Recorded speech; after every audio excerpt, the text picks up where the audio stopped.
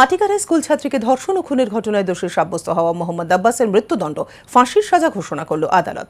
শিলিগুড়ি মহকুমা আদালতের additional district session জাজ অনিতা মেহরোত্রা মাথুর সরকারি এবং অপরাধী পক্ষের আইনজীবীর বক্তব্য শোনেন গতকাল। দোষীর মৃত্যুদণ্ড দাবি করে দীর্ঘক্ষণ সওয়ালও করেন সরকারি আইনজীবী বিভাস চট্টোপাধ্যায়। তিনি দিল্লি, ঝাড়খণ্ড, গুজরাট সহ দেশের বিভিন্ন ঘটনার সুপ্রিম কোর্টের রায় নজির হিসেবে তুলে ধরে আব্বাসের মৃত্যুদণ্ডই দাবি করেন। দুপক্ষের বক্তব্য শোনার পর শনিবার বিচারক অনিতা মেহরোত্রা মাথুর মোহাম্মদ আব্বাসের মৃত্যুদণ্ড ফাঁসির ঘোষণা করেন। এর আগে 2019 সালে একটি খুনের ঘটনায় মৃত্যুদণ্ড দিয়েছিল মহকুমা আদালত। সরকারি কৌঁসুলি বিভাস চট্টোপাধ্যায় জানিয়েছেন, এই অপরাধ বিরল থেকে বিরলতম ঘটনা। এই ট্রায়ালটা শুরু হয় দিনের পরে। আমাদের এই মামলার সবচেয়ে ইম্পর্টেন্ট জিনিস, যে কথাটা আপনারা বারবার দেখাচ্ছেন, বিল আসছে, এই আসছে সারা ভারতবর্ষ জুড়ে, একটা খুব পরিষ্কার কথা আমি আপনাদের মাধ্যমে বলি। সেটা হলো যে আপনারা সবসময় বলেন যে কোর্টে মামলা দেরি হচ্ছে, তার জন্য অনেক ফ্যাক্টর আছে। আমি জানি না বিল যেগুলো আসছে সেগুলো কীভাবে এক্সিকিউট হবে, তার সবচেয়ে বড় এক্সাম্পল এই মামলাটা। এই মামলা আমার মার্চ মাসের মধ্যে শেষ হয়ে যেত, কিন্তু আমাদের ডিফেন্স কাউন্সিল মানে আমার আসামি পক্ষ এই মামলায় অনারেবল হাইকোর্টে চলে গেছিলেন একটা এই গ্রাউন্ডে যে মামলা কেন তাড়াতাড়ি হচ্ছে এত প্রসিকিউশনের তরফে। এটা ছিল তার পয়েন্ট। যদিও অনারেবল হাইকোর্ট তার পিটিশনের গুরুত্ব দেয়নি, কিন্তু মাঝখান থেকে 2-3টে মাস আমাদের নষ্ট হলো। নাহলে এই মামলা হয়তো আমি 3 থেকে 4 মাসের মধ্যে শেষ করতাম। বিশেষ করে যে মামলাগুলো হিনিয়াস, যেগুলো সোসাইটিকে নাড়া দেয়, যেমন এই মামলাটা। কারণ এর আগের দিন যখন সেন্টেন্স পয়েন্টে হিয়ারিং হয়, আমি যখন বলেছিলাম যে এই ঘটনাটা উত্তরবঙ্গ না সারা ভারতবর্ষকে নাড়া দিয়েছে, লাইক দ্যাট অফ দ্য আরজি কর।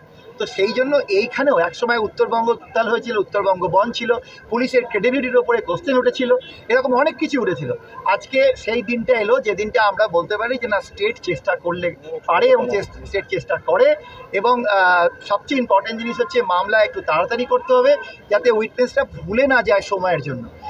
গত বছর 21শে আগস্ট সন্ধ্যায় মাটিগাড়ার মোটা জ্যোতি একটি পরিত্যক্ত ঘরে নিয়ে গিয়ে ওই নাবালিকাকে ধর্ষণ করে তাকে নৃশংসভাবে খুন করা হয়। তার মুখ আঘাত করে থেতলে দেওয়া হয়। এই মামলায় 22 জনের সাক্ষ্য প্রমাণের ভিত্তিতে বিচারক এই রায় দেন। এই রায়কে স্বাগত জানিয়েছেন অভয়ার মা গঙ্গা প্রধান।